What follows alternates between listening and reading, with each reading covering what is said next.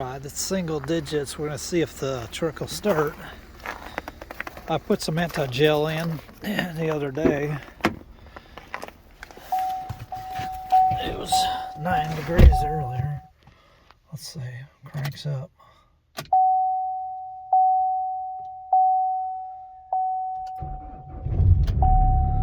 Fired up.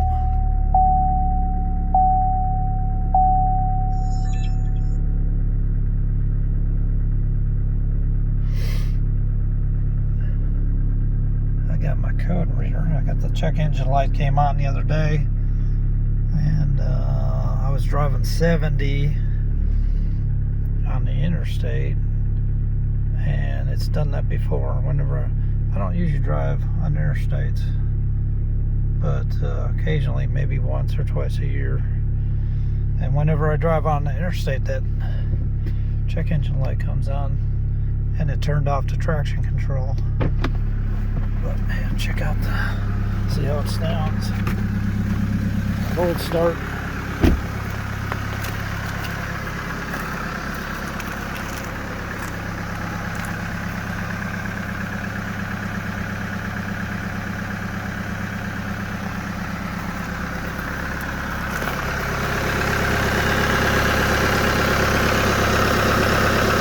Alright guys, if you have one of these trucks, it's a Chevy Colorado, 2016 I believe they started making them, with a diesel motor. I got something you need to see. So they made them up, I think, until 2023 or 4 or something like that. But there's a technical service bulletin, or yeah, it's a technical service bulletin. Here's the number right here. And this one covers trucks up to 2022, even though it says 16 to 21. We got a bunch of guineas over here and chickens, and they're wanting something, but I really can't get over there to help them out. I'm gonna fix this today. So I had some weird codes pop up the other day. Anytime I drive the truck about 70 miles an hour, I get codes popping up. If it's below 70, I never had any problem. But it's probably due to this problem here, this wire chafing issue. The way the wires are run, there's some areas on the truck. Let's see if I can find one of them. This one here, they show the air conditioning line, and I'm not sure where exactly that's at. A lot of trucks, the air conditioning compressor's on the bottom, which it is here too. So it may be under the truck, but or it might be over here. There's the air conditioning line there. Anyway, they're having problems with the way the electrical wires are run, and you can see there's some wires right there. So there's different areas on the truck where they're run next to some brackets with sharp edges, and they end up rubbing through. So here's one where there's a line, air conditioning line, and there's a stud that's poking right into the wiring harness. There's a bunch of different areas. There's a whole lot of them. So it'll pop up on your dash. What it did in my truck, it turned off traction control and stability control lights come on. So turn that off. I came up with a couple codes for transmission, communication with the ACM. A lot of communication with the ECM problems. There's like 2 or 3 codes. And that's a sign that may be some chafing. See, they list all the different codes that could pop up associated with this area. This area here, I believe, is the fan. Let's say serpentine belt, fan clutch, wiring harness, support bracket, maybe out of position, and rub. So there's your wire, and there's rubbing on the belt. There's a bunch of them. These newer trucks, cars, have so many wires and sensors that you end up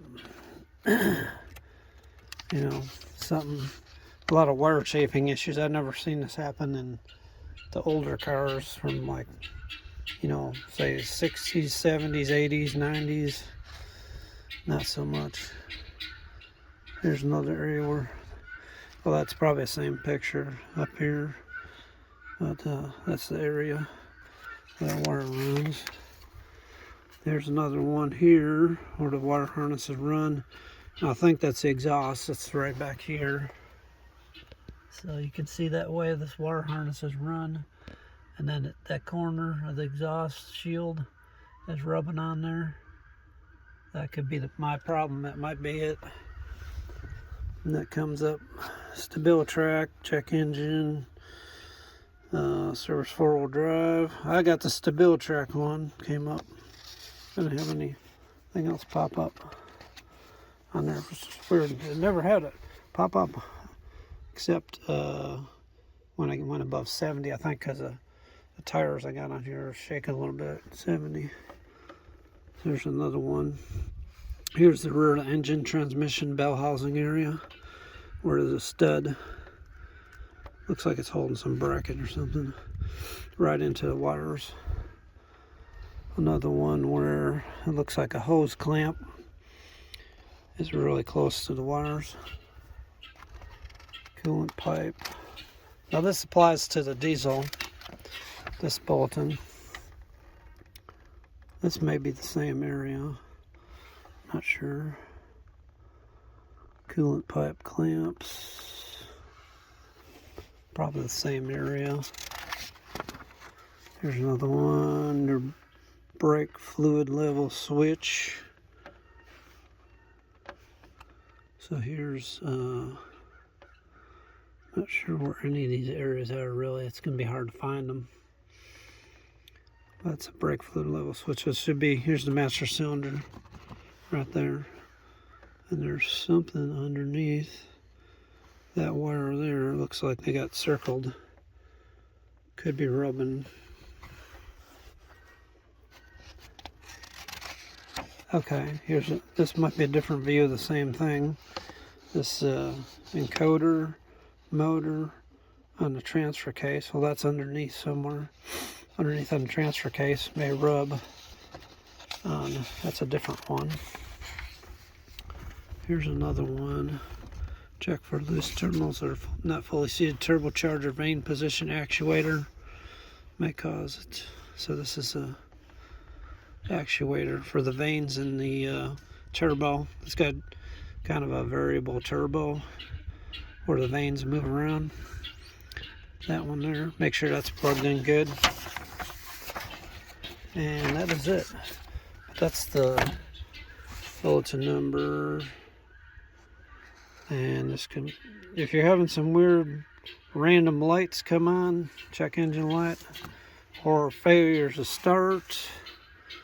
See, it's got all kinds of things. These are different symptoms. Air conditioning problem with this one probably. Instrument cluster warning lamps, erratic fluctuation, oil pressure, diesel exhaust fluid messages, malfunction indicator light, may crank but not start, may run rough or misfire, 4-wheel drive service, may be due to chafing. Let's get a good look at that there. Boy, those guineas, they see me out here and they're wanting some food or something, or to get out.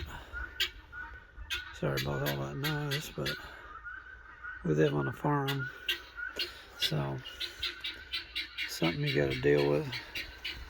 Well, that's it, guys. I'm going to take a look and I'm going to check all these areas because I had that light come on. I'm going to start right here, start right at the top. See if I can find that AC compressor line suction or discharge pipe. Start right there.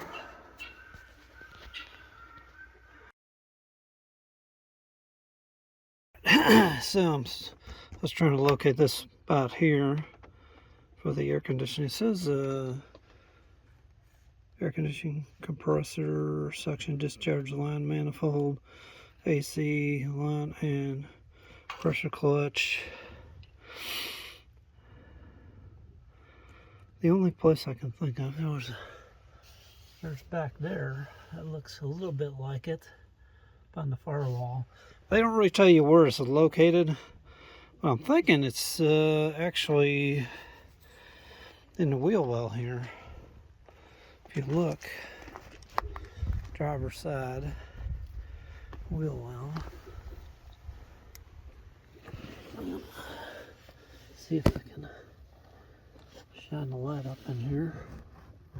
If I can get my phone set a certain way. Get that light in there, see it? That right there. It's kind of, well, if I can get it's really difficult to get in there. But right where the light is shining, right there, look toward the center of the screen. That kind of looks like the picture, but yeah, that's it. Can see the line goes off to the right and then down, and it shows a bolt above that rubbing on something. This is that pipe I was just looking at. It was kind of looking at this way. Wait a minute, no, is it this way? Yeah, it was this way. And there must be this. I was thinking that stud and nut back there was part of that pipe, like it bolts through there. It may, probably does. That's probably the main manifold onto the back of the compressor. So that is not real close to the top of this pipe though. It's more towards the middle. It's probably back about 2 or 3 inches from the edge of this. So it's hard. I couldn't get my hand up in there. I could touch the top of this fitting, but not to the nut there to see if there was wires rubbing. I think really you'd have to pull the fuse panel out and probably take this battery out. So I'm going to skip that one for now and look at the next one, which is the similar area, same area I think. This is air conditioning, cool, warm, blow hot air. This is a fan. I think that goes to the fan. Yeah, it says serpentine belt, fan clutch wire and harness support bracket may be out of position line.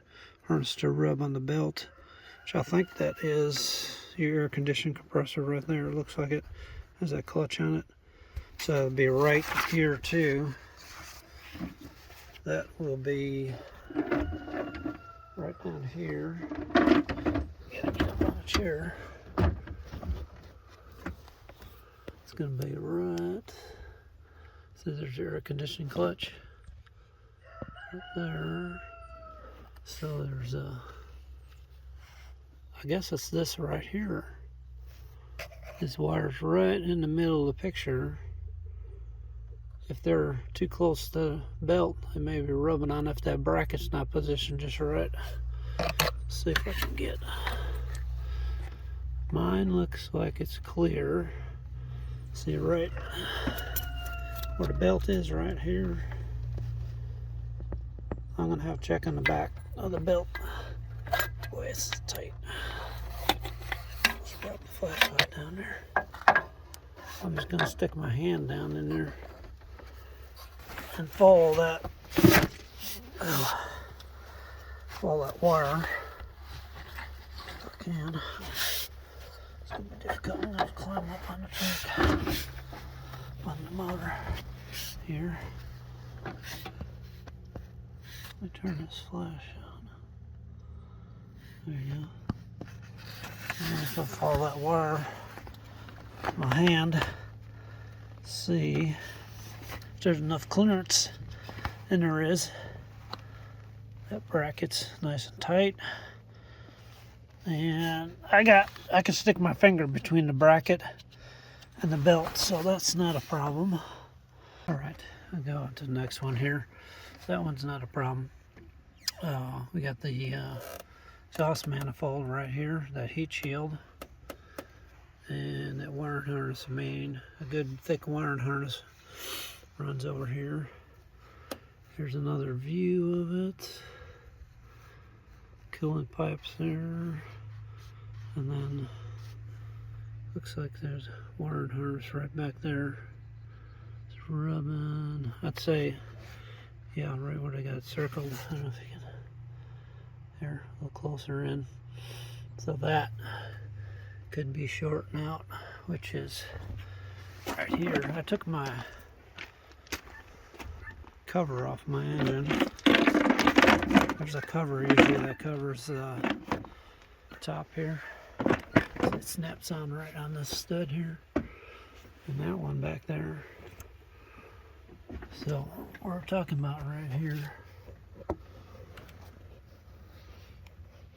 This wiring harness right here. Good rub. Thorough.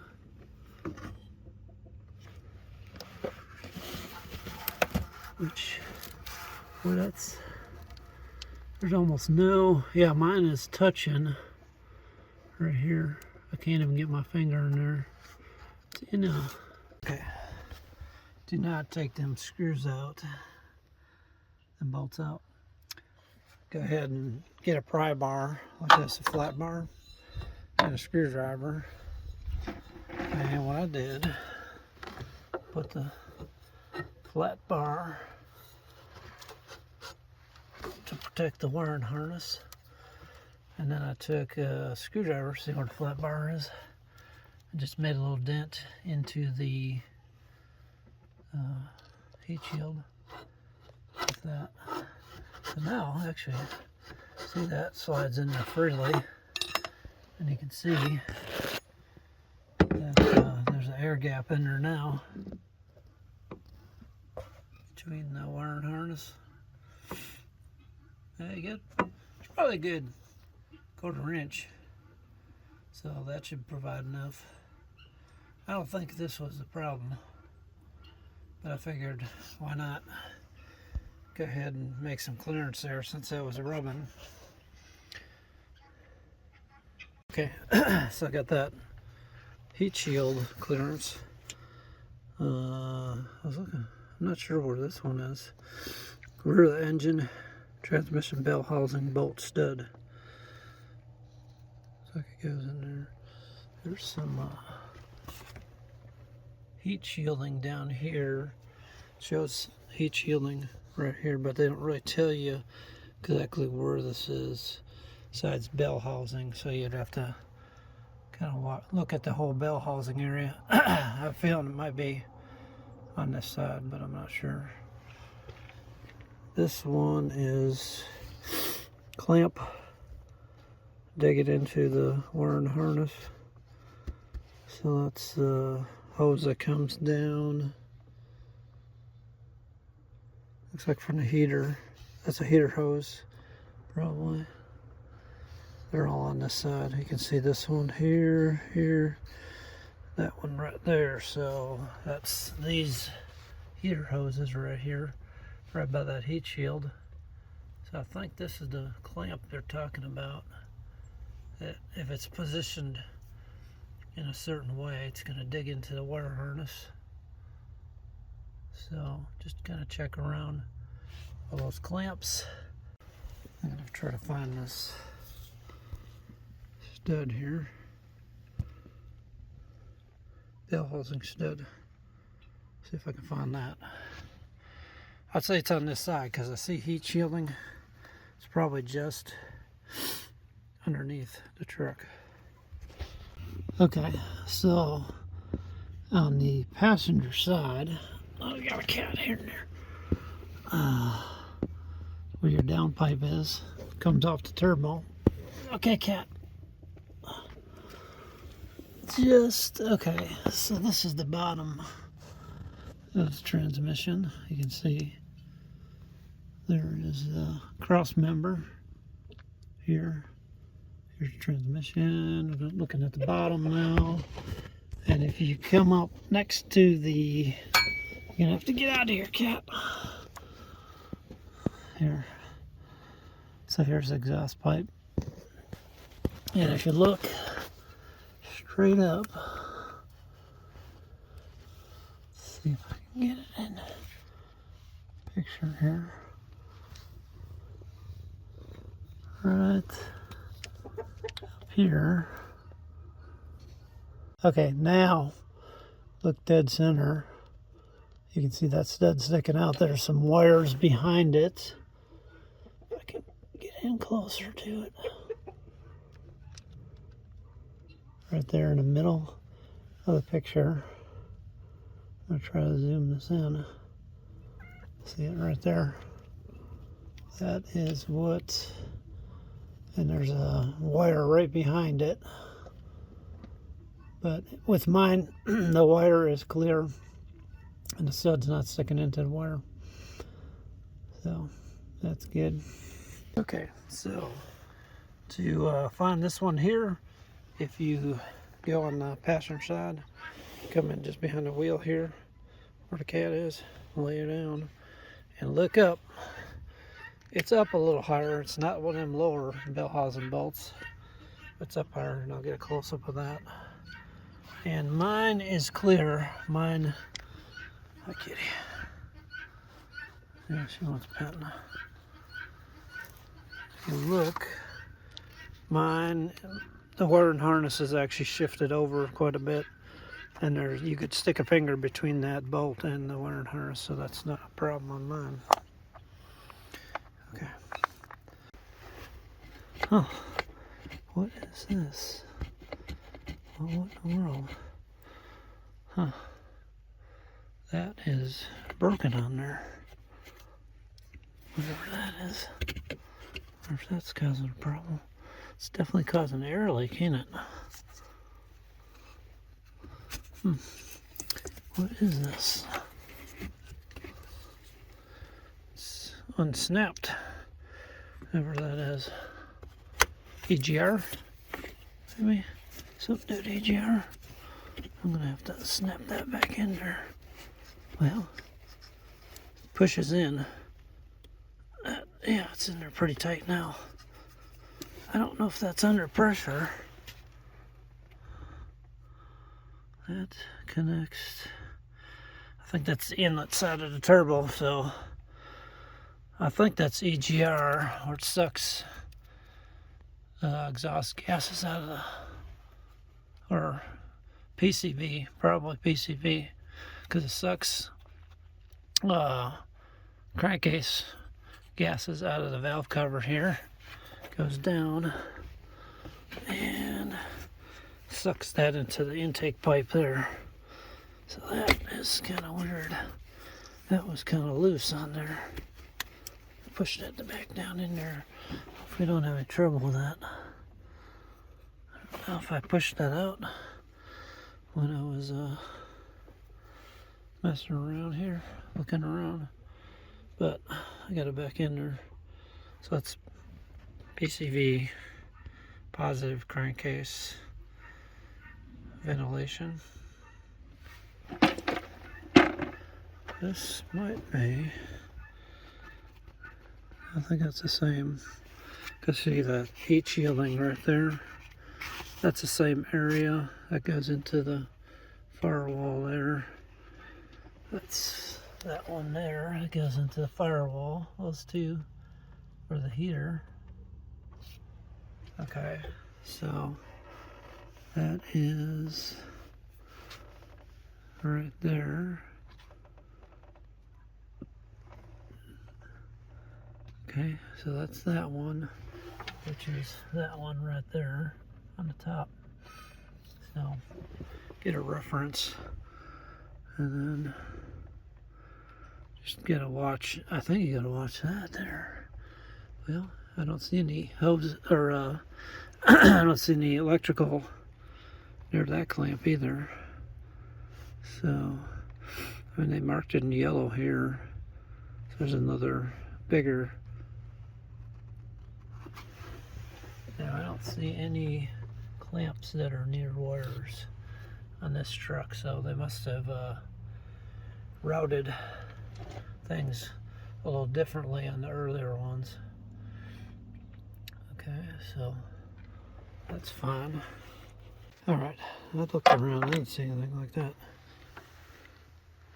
Unless it's on this upper radiator hose, which could be where the upper radiator hose comes down and around. There might be a clamp over there. I'm gonna have to look some more. But I did find something. So this is the pretty little switch right there, master cylinder. But as I was looking, I just happened to look down right here, and you got messes of wires here. They got friction tape on everything. Well, look at this. This is not whatever it's supposed to be stuck into. It's not stuck into. Okay. Not sure what that's supposed to be like that. I bought the truck when it was a year old with 12,000 miles on it. So I don't know what they had problems. I don't think so. Probably not. But anyway, here's your coolant or your washer fluid. And if you look straight down here, and see right there, that coolant. You see not the coolant, the washer fluid bottle. There's a bolt. Look right here, right there. That's touching some sharp metal. I can even get my hand in there to show you real well. But it's right here. So this metal right here, it goes down to that wire right there. And this wire right here is touching that metal sharp edges. And I just wonder if that could be a problem. I don't really feel any damage to the wiring harness there, but what I think I'm going to do is take a, see I pulled it away a little bit, but that may go back again. So right there, you can kind of see the sharp edges even. Okay, this picture, just trying to figure out where that was, because they say it's below your brake fluid level switch. Okay, I'm going to show you where that is. So your brake fluid master cylinder is right there. And see that? Right there is the level switch. Okay, so it's down below there. Your upper radiator hose goes into the side of the motor down here. Right down here. And there's a small coolant hose that goes to the EGR cooler. See it right in the middle there? It's got some writing on it. And I'll get this the right way. You can see on the left, lower left, you can see a clamp right there in the lower left. Right there. Okay, so to me it looks like they rerouted the wiring on this truck. So I'm gonna go show you another view from inside the wheel well here. Let's see if I can, yeah, right here. See, let's see the coolant pipes. See right here, there's a clamp, there's that air conditioning line. It's got a clamp that's kind of hanging on it, and there's wire bundle laying on the top of it. But if you look up near the top there, there's a clamp on a radiator hose right there. So I'm wondering if they did reroute it on this truck here. As you can see, I have a pointer. But see that bundle of wires laying on top of the air conditioned hose? It's between the radiator hose and the AC line. So that could be that. Right, that wire bundle might have been closer to that clamp in some trucks.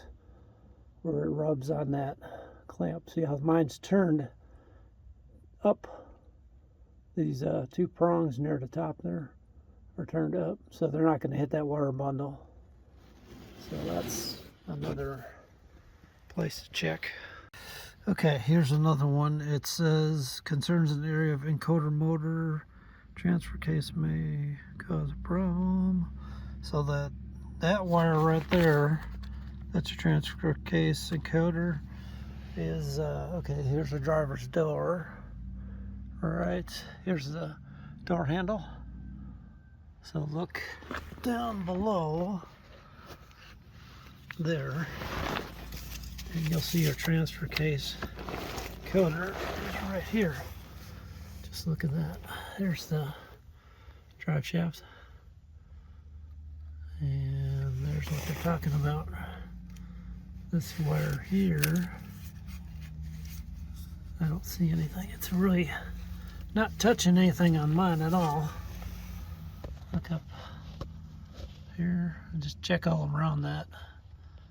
So make sure it's none of the wires are rubbing any place. Everything's clear on mine. Okay, next page. After the encoder for the transfer case, they have on here, just to make sure,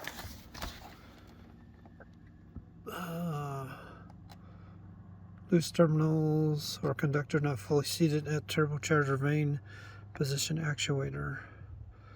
Okay, that is over on the passenger side of the motor right here. I have to get up on the chair.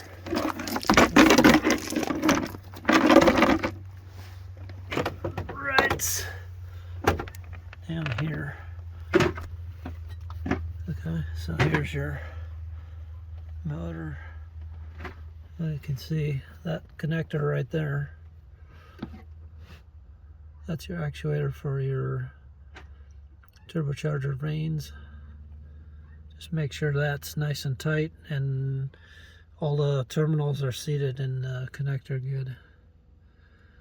There must have been some bad ones. Okay, so that's a real easy one there. Without the flashlight, it's even better. We can see it.